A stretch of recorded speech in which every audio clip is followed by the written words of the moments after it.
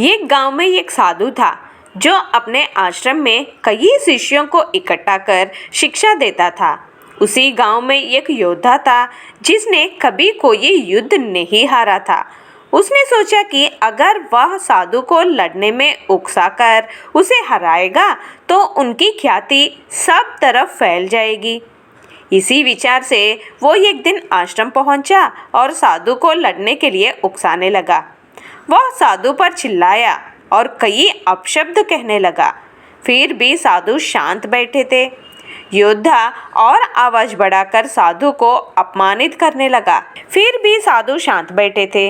बहुत देर अपमानित करने के बाद भी जब साधु कुछ नहीं बोले तो योद्धा थक कर खुद ही वहां से चला गया। उसके जाने के बाद साधु के शिष्यों ने साधु से पूछा कि साधु क्यों शांत थे और वह लड़ने से डरते थे, तो शिष्यों को आदेश क्यों नहीं दिया। तब साधु ने कहा कि अगर कोई अपने पास कुछ सामान लेकर आते हैं और हम उसे नहीं लेते हैं तो वह सामान वापस वो आदमी के पास ही रह जाता है जिन्होंने लाया था। यही बात ईर्ष्या, क्रोध और अहंकार के लिए भी लागू होती है।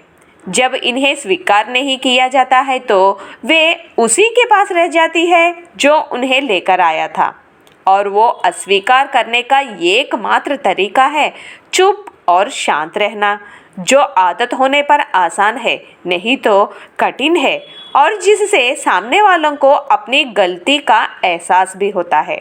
सभी शिष्य ये समझ गए कि अगर कोई क्रोध, ईर्ष्या या अहंकार प्रकट करते हैं जो हमें पसंद नहीं है, तब just maintain silence. See you again with a new topic in Global Encyclopedia. Till then, take care and have a nice day.